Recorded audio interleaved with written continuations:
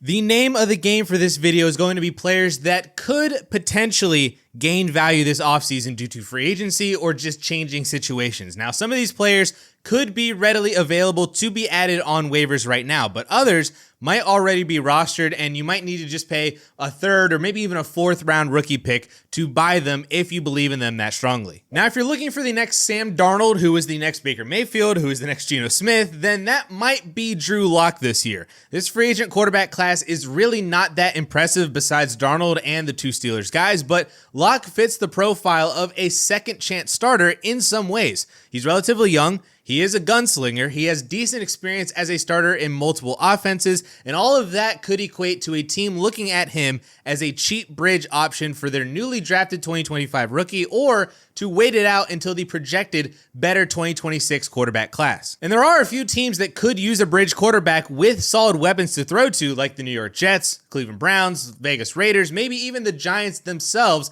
re-signed Drew Lock. It is a low-cost bet that could result in a nearly free starting quarterback in 2025. Now, in a similar vein, an even cheaper bridge quarterback option this year could be Mason Rudolph, who already was handed the Titans job over a struggling Will Levis. So if one NFL team made the decision to turn to Rudolph, maybe another one will in the offseason, or maybe Tennessee goes back to him for 2025. All I'm saying is that in 6 games played for Tennessee, Rudolph was on a 17-game pace for 3,900 yards and 26 touchdowns and 26 interceptions, but hey, focus on the other numbers and it paints a much nicer picture. Again, it's just a very low-cost bet for a potentially free starting quarterback in 2025. Now, it's hard to recommend running back stashes because of how much changes year to year in the running back landscape, but when everybody talks about the best running back stashes for 2025, they always mention the Trey Bensons, the Blake Corums, the Jalen Wrights of the world, basically any and all 2024 rookies who could get a bigger role in 2025. But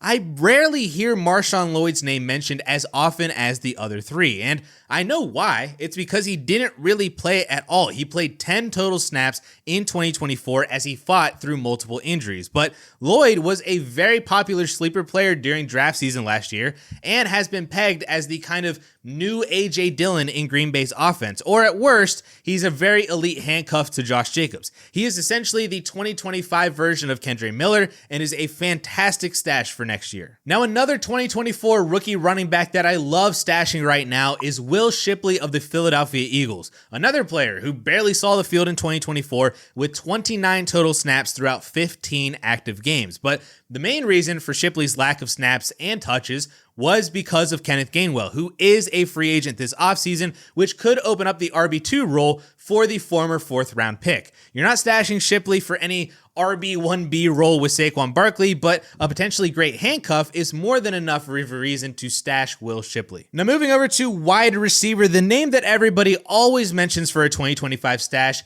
is Panthers receiver Jalen Coker, who flashed in multiple games this year as a big play threat for the Panthers, and this Panthers offense could use a lot more of that moving forward. This team is going to go through a lot of changes over the next year or so, which they already kind of started doing so by cutting Terrace Marshall, trading Jonathan Mingo and Deontay Johnson. You have an aging Adam Thielen, a decent but really much more to be desired Xavier Legette, and David Moore is also a free agent, if that really counts for anything. Ben, that's really kind of it. So Coker should definitely be stashed as the potential wide receiver 2A or 2B option for Bryce Young in 2025. The next 2 names are 2 very popular stash names in Andre Yoshivas and Jermaine Burton of the Cincinnati Bengals, and really it's just for one reason only: T. Higgins' impending free agency. Now, I am actually of the opinion that Cincinnati finds a way to re-sign T. Higgins and pay Jamar Chase this offseason because the salary cap doesn't really exist. But should T. Higgins walk, which is definitely the consensus opinion,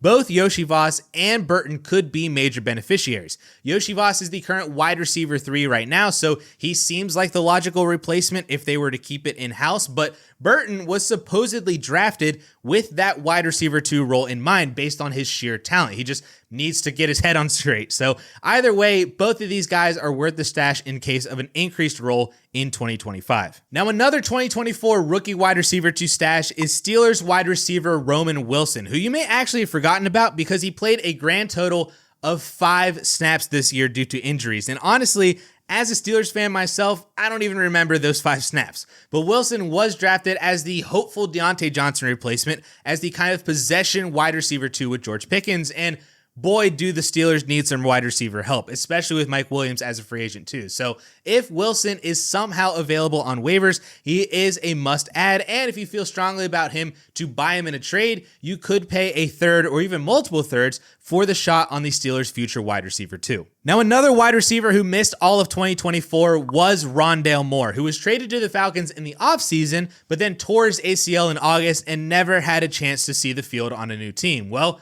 Rondale is a free agent in 2025, so he could have his pick of landing spots to come back to, and depending on the team that he signs with, could find himself in a valuable role. Imagine if he signed with the Commanders as a potential wide receiver 2 for Jaden Daniels, or the Texans to kind of replace Tank Dell in 2025, Dallas, Cincy, Denver, Cleveland, because Elijah Moore is also a free agent. There are teams out there that need wide receiver help, and if things go his way, Rondale could be a sneaky option in your starting lineup more often than not next year. But speaking of the Houston Texans, we have both John Mechie and Xavier Hutchinson as good stashes for the offseason based on the potential for increased roles depending on how Houston addresses their wide receiver room. I already mentioned the projected absence of Tank Dell next year after his horrific knee injury. Plus, Stephon Diggs is a free agent also, coming off of a torn ACL. So depending on if Houston adds a significant wide receiver 2 piece or not this year, Mechie and or Hutchinson could become the kind of de facto wide receiver 2 or wide receiver 3 next year for CJ Stroud. And then finally, for the wide receiver stashes, another 2024 rookie who barely played at all is Malachi Corley for the New York Jets. And let me just say, I hate the fact that Corley was basically benched for fumbling the ball on the goal line all the way back in week 9. So I am hopeful that with a potentially massively overhauled Jets team and a brand new coaching staff in 2025, that Corley gets a much bigger role in the offense, because his college tape shows an immensely talented and versatile player that the Jets could really use offensively, especially if they lose Devontae Adams this year. So don't overlook Malachi Corley if he's on waivers or as a throw-in in your next trade. All right, now the next 8 players on this list are all tight ends with essentially basically the same story. So let's just quickly list them, and I'm going to give a 1-sentence explainer for why they make good stashes. So kicking things off, Jatavion Sanders of the Carolina Panthers. Really solid rookie campaign, and I'm hopeful for an increased role as a top target option for Bryce Young next year. Number 2, Theo Johnson of the New York Giants, another rookie with a really good season that he can build off of in 2025 with a potential rookie quarterback and maybe a new offensive system. Third on the list is Ben Sinnott, tight end for the Washington Commanders, and we have another rookie tight end, but with basically zero stats compared to Sanders and Theo Johnson. But we know that Zach Ertz is a free agent this year, so maybe Sinnott becomes the new Trey McBride or the new Dallas Goedert.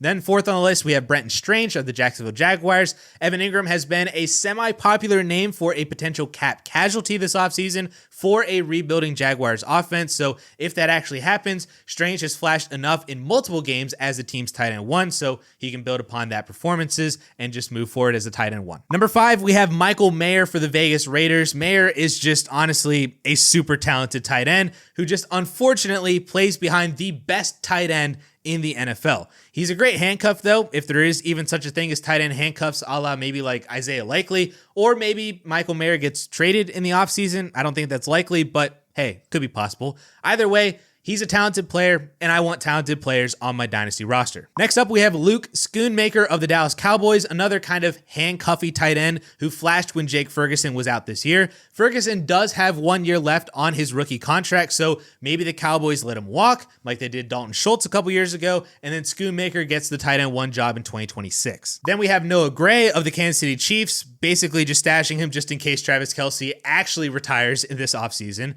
And then finally, we have Eric All of the Cincinnati Bengals. Mike Gesicki is a free agent, plus if T. Higgins actually walks and All is the Bengals tight end 1, he could be a bigger part of the offense as the second or third option on the team, depending on who else they add to that offense. So there we have it, 20 stashes for you to add off of waivers or trade for the 2025 offseason. And while we're in 2025 mode, I'm sure you're already looking at the 2025 rookie class, so why not check out my video on my early top 5 rookie wide receivers in this year's class, which you guys can check out right up here.